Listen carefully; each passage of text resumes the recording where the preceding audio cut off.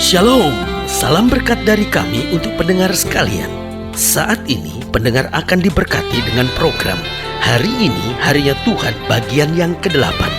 Sebuah program rohani tentang doktrin Alkitab yang menolong kita untuk semakin tertanam dalam kebenaran firman dan bertumbuh dalam kemuliaan. Bersama hambanya, Pendeta Gilbert Lumwendo, STH.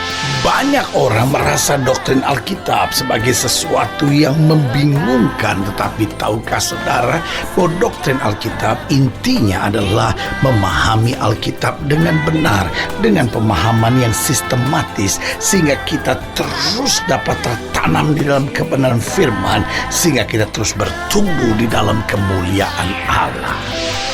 Buka hati saudara sekalian untuk menerima berkat-berkat firman-Nya hari ini. Salah satu pandangan iman Kristen yang sangat berbeda yaitu tentang pengangkatan. Karena kalau kita bicara tentang pengangkatan, maka ada dua macam pandangan. Yang pertama bilang, apa itu pengangkatan? Tidak ada pengangkatan. Apa itu pengangkatan? Lalu sebagian berkata bahwa, hidup Kristen justru ada pengangkatan. Artinya sebelum hari kiamat terjadi, maka akan ada masa kesusahan, masa antikris. Nah, sebelum masa antikris itu, orang percaya sudah diangkat. Nah, jadi ada yang bilang ada pengangkatan, lalu ada yang bilang tidak ada pengangkatan. Tapi untuk orang-orang yang bilang ada pengangkatan pun terpecah-pecah lagi. Sebagian berkata sebelum masa sengsara. Sebagian lagi berkata di tengah-tengah masa sengsara. Sebagian lagi berkata, di akhir nanti masa sengsara. Jadi ada perbedaan lagi. Nah, tapi saudaraku yang kekasih dalam Tuhan, lepas orang berpandangan apapun, tapi kita kembali kepada kebenaran-kebenaran firman Tuhan yang sangat sederhana. Kita nggak usah dibingungkan dengan banyak teori-teori. Alkitab sudah katakan bahwa orang benar itu sebelum masa kesusahan, kita semua akan diangkat bersama-sama dalam kemuliaannya. Kenapa? Karena Tuhan tidak akan membiarkan antikris memerintah tubuhnya. Kenapa? Karena kita gereja Tuhan adalah tubuh Kristus. Dan kita tubuh Kristus ini tidak akan dibiarkan oleh Tuhan untuk diperintah oleh antikris. Karena apa? Karena Kristus yang menjadi kepala buat kita. Jadi selama Kristus yang menjadi kepala buat hidup kita, kita tidak akan pernah diizinkan Tuhan untuk ada di bawah pemerintahan antikristus. Karena apa?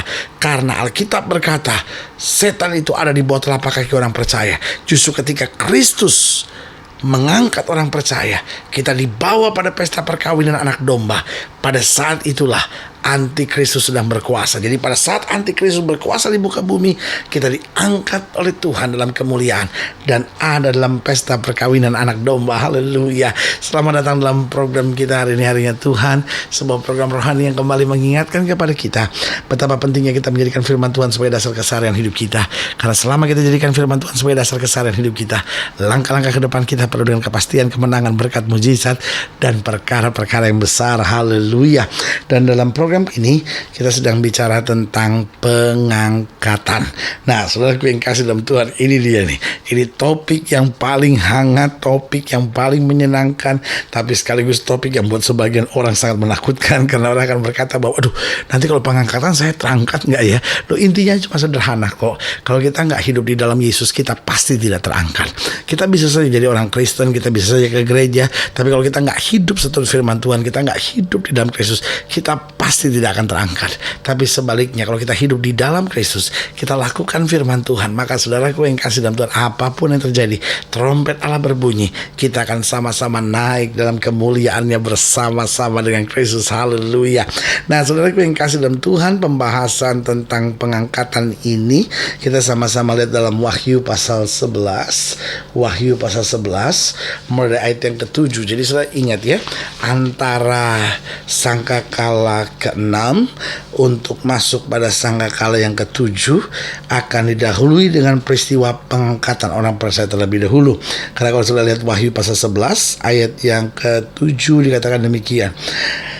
Dan apabila mereka telah menyelesaikan kesaksian mereka, maka binatang yang muncul dari jurang maut akan memerangi mereka dan mengalahkan serta membunuh mereka. Dan mayat mereka akan terletak di atas jalan raya kota besar yang secara rohani disebut Sodom dan Mesir, di mana juga Tuhan mereka disalibkan.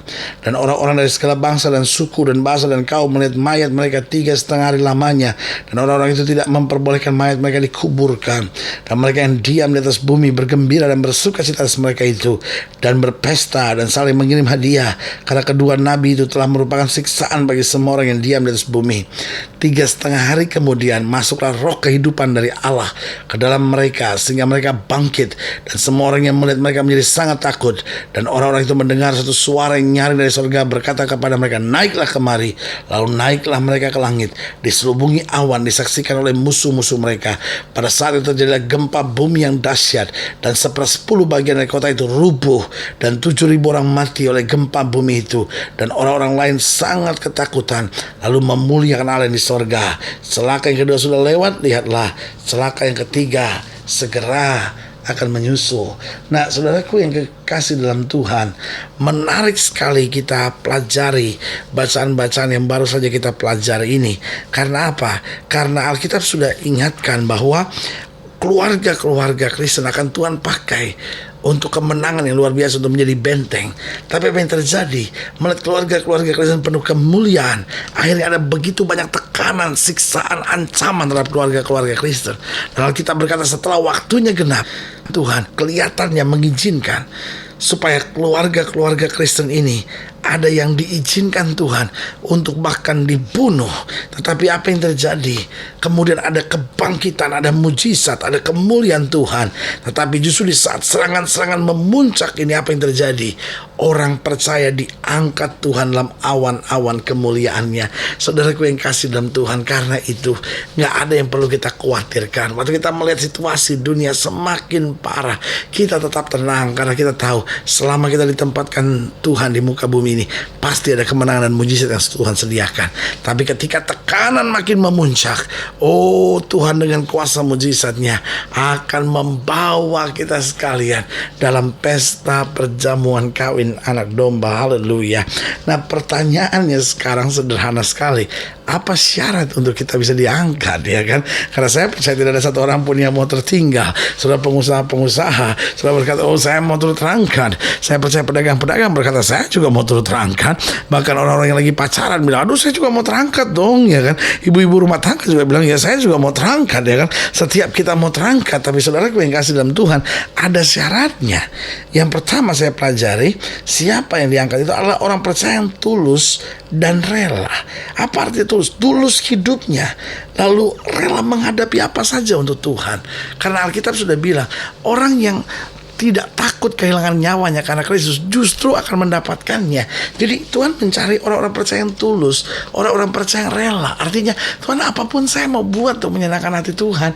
Tuhan, pokoknya situasi apapun saya gak akan bersungut-sungut gitu, karena saya bangga bahwa saya sudah diselamatkan Tuhan. Nah saudaraku yang kasih dalam Tuhan, bagaimana kita jumpai kita mau diangkat Tuhan tapi hidup pun masih dalam perjinahan? Ini bukan tulus, munafik saudara-saudara. Ada banyak orang percaya yang cuma di gereja kelihatan baik, tapi keluar masuk diskotik, hidup dengan minum mabuk, hidup dengan seks bebas. Saudara yang kasih dalam Tuhan, oh jangan harap saudara bisa saja pergi ke gereja, tapi saudara nggak akan masuk dalam pengangkatan. Kenapa? Untuk pengangkatan perlu orang-orang yang rela. Artinya ada tantangan, ada masalah, tetap dihadapi dengan sorak-sorai. Tetapi juga hidupnya bukan hanya rela, ada ketulusan. Artinya benar, artinya hidupnya tuh setia sama Tuhan, hidupnya tuh mau berkenan kepada Tuhan, hidupnya jujur di hadapan Tuhan. Jadi Tuhan cari orang-orang yang tulus dan rela, tulus hatinya, rela melakukan apa saja untuk Tuhan. Yang kedua, apa syarat orang-orang diangkat? Yang kedua adalah orang percaya yang bertanggung jawab terhadap imannya. Artinya gini, dia bukan hanya menjadi pendengar, tapi dia bertanggung jawab terhadap imannya. Karena iman tanpa perbuatan pada hakikatnya mati. Berarti dia menjadi pelaku firman, yang artinya apapun yang terjadi dia laksanakan firman Tuhan. Apapun yang terjadi dia jalani firman Tuhan, karena dia tahu iman itu timbul dari pendengaran akan firman Kristus. Tapi setelah dia timbul iman, maka iman juga akan membawa dia untuk menjadi pelaku-pelaku firman yang berjalan dalam kemenangan Kristus. Nah, saudaraku yang kasih dalam Tuhan, jadi jelas siapa orang yang akan turut dalam pengangkatan. Yang pertama, orang-orang yang tulus dan rela. Berarti siapa saja kita bisa ada dalam pengangkatan. Bahkan rencana Tuhan supaya setiap kita. Tetapi Tuhan juga mencari orang-orang yang tulus dan rela. Artinya hatinya tulus dan dia rela hadapi apa saja untuk Kristus, dan dia tetap memegang kebenaran. Yang kedua, orang percaya bertanggung jawab terhadap imannya, bukan hanya menjadi pendengar, tapi menjadi pelaku-pelaku firman. Dan yang ketiga, yaitu orang percaya yang setia sampai akhirnya. Saudaraku yang kasih dalam Tuhan, bisa saja dalam perjalanan itu kita goncang, bisa saja dalam perjalanan itu kita sempat kecewa, bisa saja dalam perjalanan itu kita dalam keadaan tertekan yang berat gitu. Tapi waktu kita tahu Yesus segala-galanya, Yesus sudah mati, maka kita akan bangkit lagi dan bilang, Tuhan, pokoknya saya mau setia, walaupun air mata bercucuran, walaupun keringat bercucuran, tetapi Yesus tetap yang nomor satu dalam hidupku. Yesus tetap segala-galanya, karena Alkitab sudah tegaskan kita, kalau kita mencari kerajaan Allah serta kebenaran terlebih dahulu, maka semuanya akan ditambahkan dalam kehidupan kita. Haleluya. Jadi sekali lagi saya mau ingatkan buat saudara, Allah rindukan masa yang besar ini, di mana setelah antikris berkuasa, tubuhnya diangkat, kita menjadi mempelai Kristus, masuk dalam pesta perkawinan anak domba. Tapi ingat, kita harus menjaga ketulusan hati dan kerelaan untuk melakukan apa saja buat Kristus. Yang kedua, kita harus bertanggung jawab terhadap iman kita. Dan yang ketiga, kita setia sampai akhir. Apa artinya kau berkata kau mencintai Yesus tapi kau tidak setia sampai terakhir? Artinya mulai hari ini, tantangan apapun buat saya, Yesus tetap yang paling utama. Haleluya.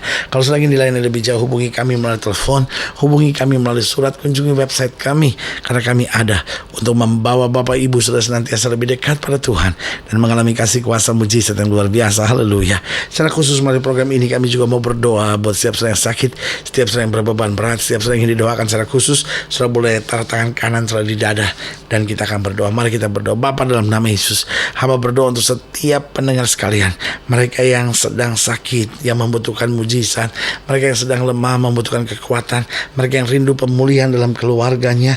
Bapak, hamba berdoa di dalam nama Yesus, Tuhan jamah, Tuhan kerjakan mujizat. Kami mau tetap setia sama Tuhan, kami mau tetap hidup benar sama Tuhan, karena kami tahu ketika antikris berkuasa, kami akan diangkat bersama dengan Tuhan dalam kemuliaan. Tolong kami Tuhan untuk senantiasa hidup tulus dan rela. Tolong kami Tuhan untuk senantiasa bertanggung jawab terhadap iman kami. Dan tolong kami supaya kami dapat tetap setia sampai akhir dalam segala perkara, bersama dengan kasih anugerah dari Kristus Yesus Tuhan dan Raja kami yang mengasihi kami. Mari saudaraku yang kasih dalam Tuhan, kita katakan amin. Amin. Amin itu berarti saya percaya, biar terjadi dalam hidup kita. Haleluya. Saudaraku yang kasih dalam Tuhan, kita sudah berdoa. Ingat, Allah tidak pernah lalai menepati janjinya.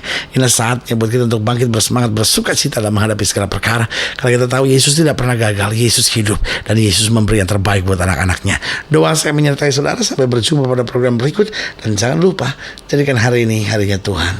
Haleluya.